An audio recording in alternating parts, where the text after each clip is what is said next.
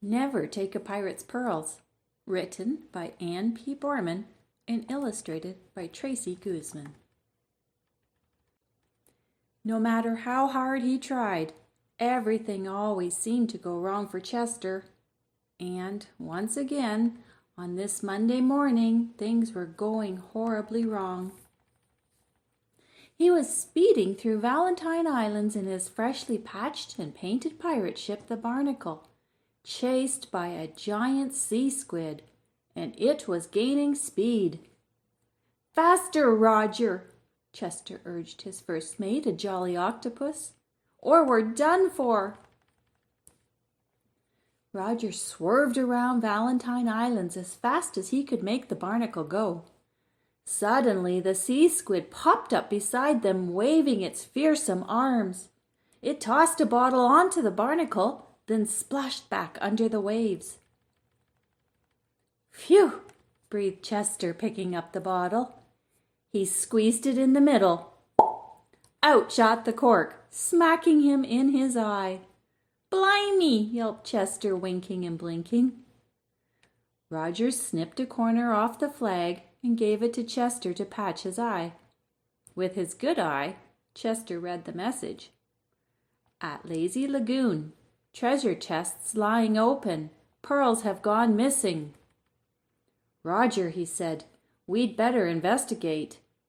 Roger spun the wheel and steered toward Lazy Lagoon. Tuesday, they reached the Merry Christmas Islands. Cheerful elves lined the snowbanks waving hello, but Chester and Roger were too cold to wave back. Chester's lips were blue. Roger's nose was froze. "Keep going, Roger," Chester's teeth chattered. The Barnacle slogged on through icy waters. On warmer Wednesday, they sailed through the Happy Easter Islands. Little mugwumps bobbed all around them in the water. Suddenly, a jellyfish landed squarely on Chester's head. "Mugwumps are throwing jellyfish at us," he said with a gasp.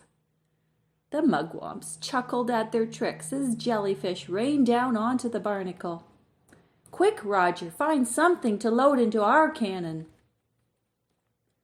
Roger scooted into the galley and flung open the glove compartment. He put on 8 gardening gloves and began hunting for his octopus garden full of sea cucumbers. Sea cucumbers don't like to sit still, so Roger's garden was always moving. He finally found them in the broom closet. Roger juggled several of them up to Chester, who fired them from the cannon. Sea cucumbers flew through the air. Alarmed, the mugwumps splished and splashed and finally swam away. Chester patted Roger's head. "Good thinking, Roger." Thursday, they rounded the Isle of Hallowed Eve. Chester peered through the mist. Lazy Lagoon lay straight ahead, so they docked on a sandbar and paddled to shore. Scattered across the beach, treasure chests lay open, just like the message had said. Chester rooted through the gold doubloons inside each chest. "Roger, the pearls are gone!" But Roger had wandered off toward a gloomy cave. Chester hurried after him. An eerie voice floated out from the cave. 1, 2, 3. Chester and Roger stopped. 4, 5, 6. It continued. "Be careful, Roger," cautioned Chester. He pulled out his shiny cutlass as they stepped inside. 7, 8. "Ahoy!" cried Chester. "Ack!" yelped the voice from the shadows. "Oh, bother, now I've lost count." "It's an otter!" exclaimed Chester, peering through the dim light. "Of course I'm an otter. What else would I be? Now, where was I? 18? "You are at 8, Chester replied. "What are you counting?" "If you must know," retorted the otter, I was counting the pearls that I dug up on the beach. 18, you said? Aha! Cried Chester. So you are the one who's taken our pirate's pearls. Roger plopped down on a rock and rummaged in his backpack for a snack. He retrieved several clams and slurped them down. They are not your pearls, the otter huffed.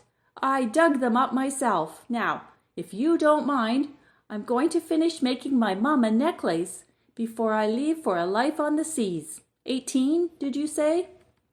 8, repeated Chester. Only 8? That's not very many. I'll need to dig up more. You can't dig up more because you can't take a pirate's pearls. In fact, you must never take a pirate's pearls, Chester said firmly. Roger tossed his empty clamshells over his shoulder and dug around his backpack for more. Actually, the otter said brightly. He picked up several shells and studied them carefully.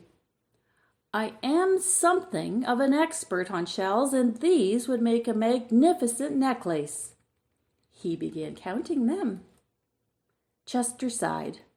Come on, Roger, help me put the pearls back. The otter stopped counting and cleared his throat loudly. You know, I could be a big help on the high seas, he said. Chester thought for a moment. It would be nice to have an expert on shells aboard. He nodded, and the otter clapped in delight, then extended a damp paw for a shake. So pleased to meet you. My name is Otter. Roger shook Otter's paw 8 times. Roger tucked away his clams for later. Then they gathered up the pearls and headed to the beach. Roger counted out paces, while Chester buried them again. As they reboarded the barnacle, a pelican flew overhead and dropped a bottle onto the deck. Chester remembered to squeeze it from the bottom. Out shot the cork, smacking him in the mouth. Blimey! He exclaimed, wiggling his tooth. Chester unrolled the new message. Terrible trouble. Lake lizards loose on high seas. Help needed at once. 8 hands on deck, he lisped to Roger, who was making peanut butter and jellyfish sandwiches. So, with the addition of Otter, the crew of the Barnacle grew by 1. And on Friday evening, they set sail for the high seas.